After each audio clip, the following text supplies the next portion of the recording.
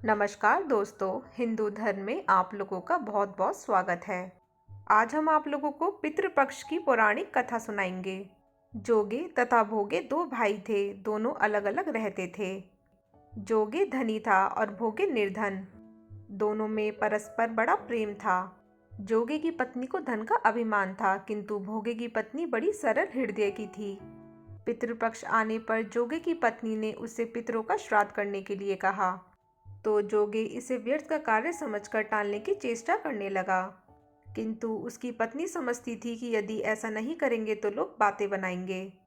फिर उसे अपने मायके वालों को दावत पर बुलाने और अपनी शान दिखाने का ये उचित अवसर लगा। अतः वह बोली, आप शायद मेरी परेशानी की वजह से ऐसा कह रहे हैं, किंतु इसमें मुझे कोई परेशानी नहीं होगी। मैं भोगे की पत्नी को बुला लूंगी, दोनों मिलकर सारा काम कर लेंगी। फिर उसने जोगे को अपने पीहर न्योता देने के लिए भेज दिया। दूसरे दिन उसके बुलाने पर भोगे की पत्नी सुबह आकर काम में जुट गई। उसने रसोई तैयार की, अनेक पकवान बनाए, फिर सभी काम निपटाकर अपने घर आ गई। आखिर उसे भी तो पितरों का श्राद्ध अर्पण करना था। इस अवसर पर न जोगे की पत्नी ने उसे रोका और न वह रुकी। शीघ्र ही दोपहर हो गई। पितर भूमि पर उतरे।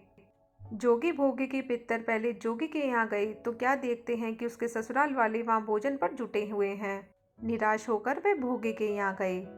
वहाँ क्या था, मात्र पितरों के नाम पर अगियारी दे दी गई थी। पितरों ने उसकी राख चाटी और भूखे ही नदी के तट पर जा पहुंचे।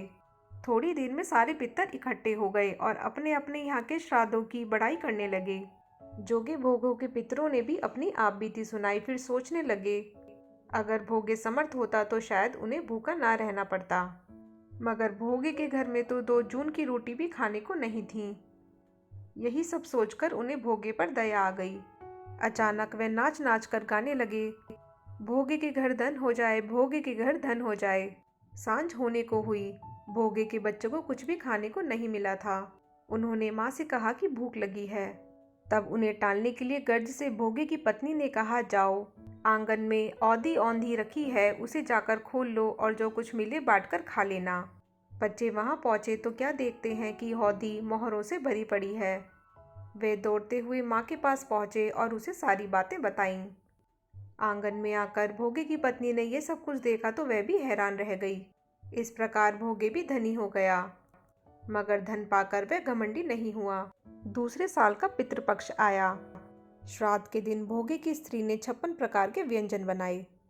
ब्राह्मणों को बुलाकर श्राद्ध किया, भोजन कराया, दक्षिणा दी।